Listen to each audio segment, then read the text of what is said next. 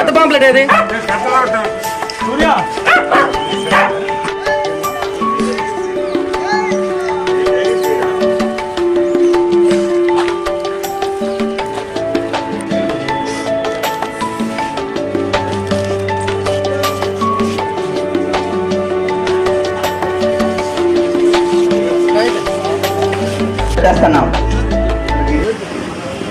వేదిక ముందు కూర్చున్నటువంటి అక్క చెల్లెలకి అందరికీ నా హృదయపూర్వక దాదాపు వందనాలు తెలియజేస్తున్నాను.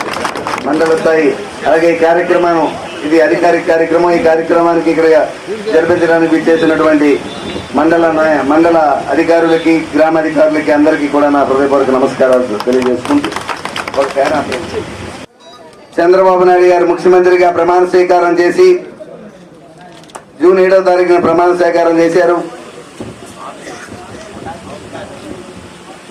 నిన్న సెప్టెంబర్ 20వ తేదీకి కరెక్ట్గా 100 రోజులు పూర్తయింది. మరి 100 రోజుల పాలన ఎలా ఉండాలి అని పాలన ఎలా ఉందని ఒకసారి చూసుకుంటే ఈ 100 రోజుల్లో సుమారు 100 కార్యక్రమాలు చేశారు. ఎన్నికల ముందు ఇచ్చిన మాటలు కానీ ఇవ్వనవి కానీ సుమారు 100 సంక్షేమ అభివృద్ధి కార్యక్రమాలకు శ్రీకారం చుట్టడం జరిగింది.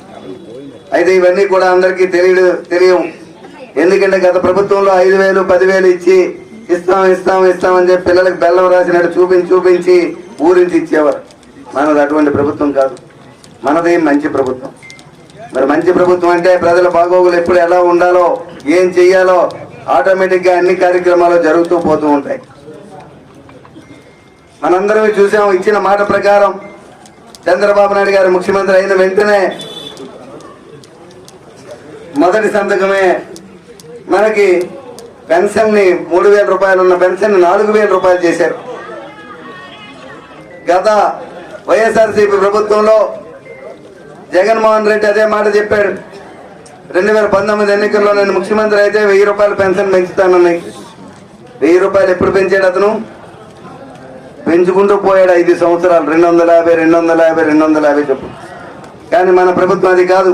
చంద్రబాబు నాయుడు గారు ఇచ్చిన మాట ప్రకారం 3,000 రూపాయల పెన్షన్ని జూలై 1న 4,000 రూపాయలు చేసి దాన్ని ఏప్రిల్ 1 నుంచి దాన్ని అమలు చేసే విధంగా ఏప్రిల్ మే జూన్ కలిపి ఆ 3,000 రూపాయల బకాయితో పాటు 4,000 రూపాయలు కలిపి జూలై 1వ తేదీనే మనం పెన్షన్ పంచడం, ఇంటింటికి వెళ్ళి తెల్లవారి 6 గంటలకే పెన్షన్ ఇచ్చే కార్యక్రమం శ్రీకారం చుట్టారు మన ప్రీతమ నాయకుడు చంద్రబాబు నాయుడు.